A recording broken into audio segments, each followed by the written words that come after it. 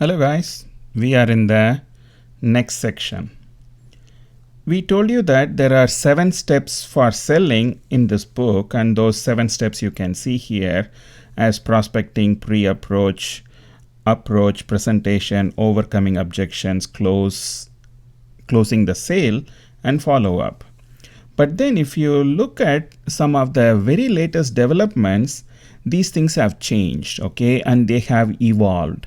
So if you ask me where we stand right now, so this is the evolution of the 7 steps of selling.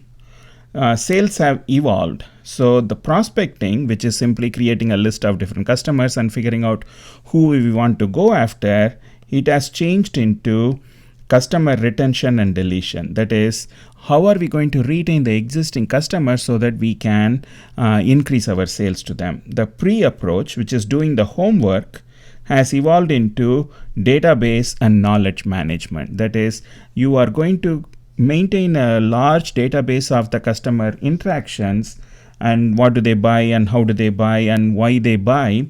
And you are going to mine that data. That is, you are going to analyze the data over and over again so that you get some real good idea of how you will be able to sell to more to the existing customers. The approach, which is the actual approach, which is going and talking to them, has evolved as well. That has become relationship. Right now, this relationship is very, very, very important in all of selling. Okay, I want you to recognize that relationship selling has become the mantra, okay, the basis of modern day selling. So how do we cultivate relationships? How many people do we know in that particular company? These are the things that are actually becoming more and more important. So think about that.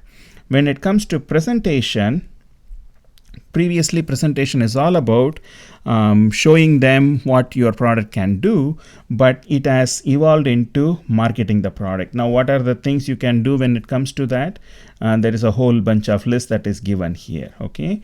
So I want you to kind of pay attention to this and understand how things have changed in the last 10-15 years, and also ask yourself how the things will change from now till say 2030 or 2040, sometimes like that. And also you need to ask yourself, previously it was overcoming objections, and now it is not simply objections, but you have to solve the problem. So how do you solve the problem for the customers?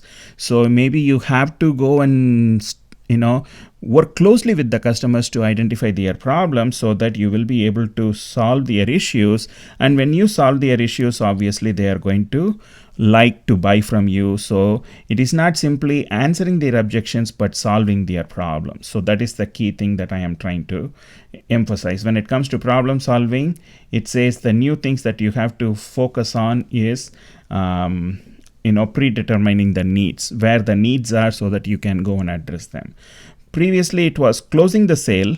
Still, we can call it closing the sale, but you should also focus on adding value and making sure that you are satisfying the needs of the customer. And recognize that you have some goals of making a sale, and the customer who buys the product have some other needs. They need to increase the yield of their crop. They need to increase the profit. So are you meeting those goals as well? So it is not simply selling your product, but it is also meeting their goals. And finally, the follow-up can also be thought in terms of customer relationship maintenance. How are we going to maintain our relationship as we move forward? So these are all some of the new things, and you have to seriously think about how you can make use of, say, telemarketing, internet selling, or laptops, and building a foundation, and all those things can really make or break how the sales can happen, say, in the future. So please think about it, and we will talk about the next step of doing the homework, that is the pre-approach, in the next video clip.